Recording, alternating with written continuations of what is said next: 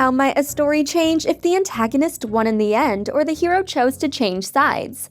These questions rarely receive answers in animated features or children's media, as fantasy stories that feature tales of morally good heroes usually need a happy ending to be successful. However, some projects like the phenomenal K-pop Demon Hunters isn't afraid to push the boundaries of its genre to tackle intense topics, complex villains, and emotionally charged narratives. Although the heroes still win in the end, there was so much potential for Huntrix to find themselves stuck between a rock and a hard place, where only Gwi-Ma or a new antagonist would come out victorious. Today's video is all about these potential circumstances and alternate endings. No more ads! This is what it sounds like. Number 1. Rumi joins Gwi-Ma. Rumi spent her entire life ashamed of who she was, but she hadn't been born with that sense of guilt and inferiority. Without her mother and father to guide her, she learned to hide a significant part of herself from Celine, who encouraged Rumi to keep secrets and lie to her fellow hunters. The rule to never show fear in the face of adversity is something Celine puts above all else, making it a sacred law among her successors. Still, in Rumi's case, the shame she felt growing up only festered, allowing her marks to grow and strengthening her connection to her demonic heritage. Toward the end of the film, Rumi confronts Celine, begging her adoptive mother to kill her before she does something reckless. When Celine refuses, Rumi lashes out, infuriated that Celine made her hide and failed to love her unconditionally. Instead of apologizing for her shortcomings as a mentor and mother, Celine insists that Rumi should continue to hide her true nature, which forces Rumi to leave her behind in search of Gwi-Ma, with the promise to create another honeymoon worthy of protecting. Earlier in the film, we learn Gwi-Ma knows of Rumi's existence but has no control over her, likely due to her mortal blood and untainted soul. However, Gwi-Ma manipulates his victims by using their greatest shames and regrets, so if Rumi truly despises the demonic part of herself, yet feels she has no choice but to accept it, the only place she could turn to is Gwi-Ma's Legion. Instead of facing Gwi-Ma head-on and reconnecting with Mira and Zoe, we could have received a much darker ending where Rumi stopped pretending she was anything other than the monsters that lurked in Gwi-Ma's shadows. She might have shown up at the stadium prepared to bow before her new ruler before taking the stage alongside the Saja boys to reap the souls of everyone in the audience, including the people she once loved more than anything else in the world. But I never thought that would be a child like you. Number 2. Jinu kills Rumi. Another alternative ending that could have taken place at the Saja boys' final performance. They packed the stands to have a full audience and they fully intended to bring every human life in Gwi-Ma's name, be they morally good or completely free of guilt and shame. It's jarring to remember Jinu spent considerable time reaping souls and harming humans, while also acting like someone who might befriend or even love Rumi. To be fair, he had us all fooled. We all wanted to see him redeemed and set free, so that he might have a new life with someone who appreciates him, scars and all. Unfortunately, the reality of the situation is much darker. Jinu never tried to hide his demonic roots. From the moment he crossed paths with Huntrix on the street, he knew they would realize what he was and that he hoped to steal their fans from under their noses. He never pretended to be something he wasn't, and when Rumi insisted he had a heart of gold, albeit one impaired with a few mistakes, he lashed out explaining exactly why Gwi-Ma had such a tight grip on his soul. We all loved that final scene when Jinu refuses to help Gwi-Ma and betrays the other Saja boys to save Rumi's life, but we have to admit it does feel sudden. She might have changed his perspective on a few things, but Gwi-Ma had arrived on Earth and destroyed the Hun Moon. Little else was going to save Jinu, not even from a final irreversible death. The ending would have been more jarring and linear had Jinu buckled down to achieve his ultimate goal, joining the fray to attack Rumi in a passionate final stand, ending with him taking her life instead. You're a demon, just like me. All we get to do is live with our pain. Number 3. Demon Armageddon. Okay, Rumi's death might sound dark, but it's also arguably the most likely. She's the one forging personal relationships with demons and acting carelessly in the field. More than once, we witness her freeze up in the middle of a fight or need a rescue from her teammates.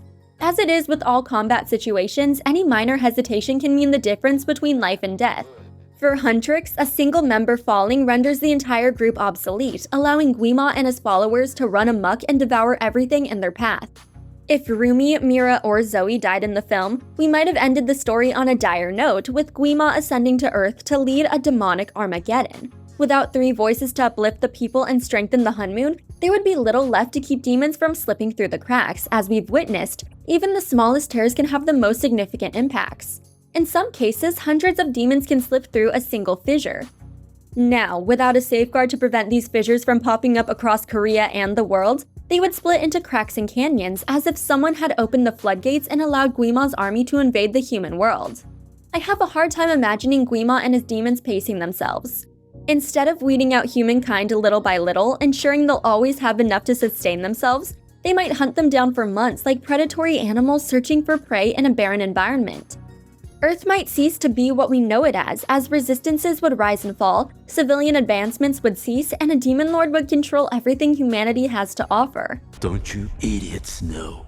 Once the hunters turn the homeland gold, it's over for us! Number 4. Rumi takes over the demon realm. You know, there's no denying Gwi-Ma's the main antagonist of the film. He enjoys toying with the other characters and tormenting Jinu. He also enjoys having control over others, utilizing fear and psychological torture to manipulate his followers into helping him. He's evil and there's no doubt about it, but he also lacks real appeal because he's isolated from the other events and characters.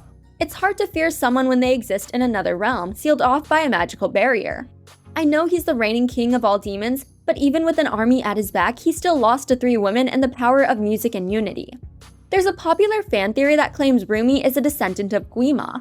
The film tells us early on that she's part demon on her father's side, but she never talks about her parents or how they met. She also seems to feel remorse for her demonic heritage, hiding it from others and feeling intense shame from having a demon as a father. However, the lack of information feels equal parts coincidental and crucial to the story. Why not throw a line or two in about the demon her mother fell for, or how she might be wary of Jinu, fearing she could follow in her parents' footsteps? In this particular situation, less is more, and the theory holds weight. At the end of the film, we watch Huntrix reunite and rip through Gwi-Ma's forces. With help from Jinu, Rumi has the strength to blaze a path straight to their main enemy, cutting through the Demon King. Had she killed him for good in that moment, the realm of demons would plunge into chaos, as his followers would have clear minds and free will for the first time in centuries. If Rumi wanted to change things for the better, like she claimed with recreating the Hunmoon, why would she stop there? A lot of good can come from her taking her rightful place on Gwi-Ma's throne as equal parts hunter and demon queen, bridging the gap between the two worlds. You don't know me. You know, you can tell me. I understand. Number 5. Jinu lives. Naturally, the alternate ending we all wanted to see involves Jinu. None of us saw his death coming, as the film teased and played up his romance with Rumi for over an hour before surprising us with that final twist. Almost everything I see about Jinu is positive, and it makes sense. He's a well-written villain for the most part, and his redemption arc, while short-lived, makes him all the more compelling in the overall narrative. It's just a shame we didn't get to see that redemption continue, as with his soul returned and Gwi-Ma defeated, he could have finally lived the life Rumi promised him.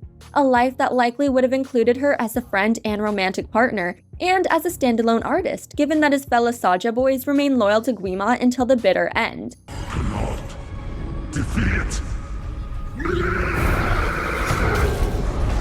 Although it's always fun to think of alternative endings for some of our favorite films, K-pop Demon Hunters is an instant hit right out of the gate. These different story beats could have led to somewhere interesting, from Rumi becoming the overarching villain of the franchise to new hunters having to rise up in Huntrix's place. But with the success the film has reaped in just a few short weeks, it clearly did something right. Do you wish the film had ended differently? Do you have your own alternative endings for the story? Let us know in the comments below. Have you thought about my proposal?